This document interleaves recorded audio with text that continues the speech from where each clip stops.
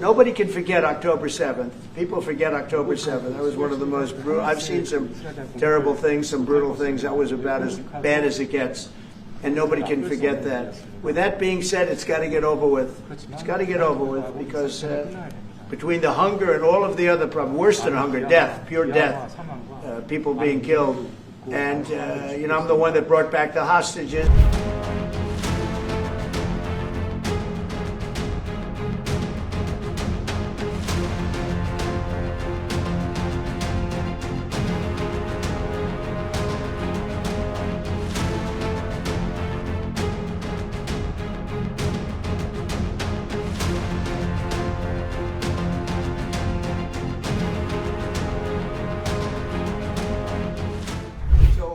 I deal with Bibi Netanyahu quite a bit, and we had great success, obviously, in Iran. We knocked out their nuclear threat. That would have been a horror show having them have a nuclear weapon. They would have used it too.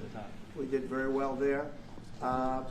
Right now they're talking about Gaza City. There's always talking about something. At some point it's going to get settled.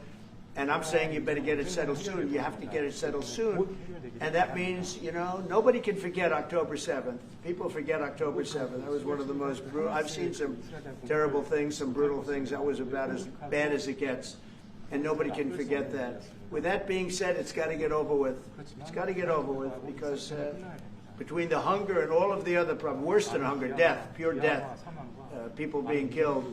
And, I'm the one that brought back the hostages, and I did it with that gentleman right there, Steve Witkoff, and with Marco. All of us, the whole team, we worked together. Even the trade people worked on it with us. And we brought back a lot of the hostages. Now we're left with, would you say 20, Steve, or would you say it's less than 20? I hope it's 20. He hopes it's 20 because some could be dead. That's what he means, I assume. Yes. So we have 20, but there's rumors that some could be dead. It's a terrible situation over there. Terrible, terrible situation. But it's coming to a head. It's coming to an end. We are sending, we sent $60 million of food over there just recently. And I don't even know if people know it. We distributed ourselves. We're giving a lot of food, spending a lot of money on food, getting it over there. We have a lot of food. We have a lot of oil, and we have the greatest farmers in the world. So we have a lot of food, but we're sending a lot of it over to Gaza, and we're feeding a lot of people. But with all of that being said, it's a lot of people to feed. And I think that we will have, I think within the next 2 to 3 weeks, you're going to have pretty good conclusive ending. And it's a hard thing to say because they've been fighting for thousands of years. If you want to know, that's been a hotbed forever. But I think we're doing a very good job. But it does have to end. But people can't forget October 7th either.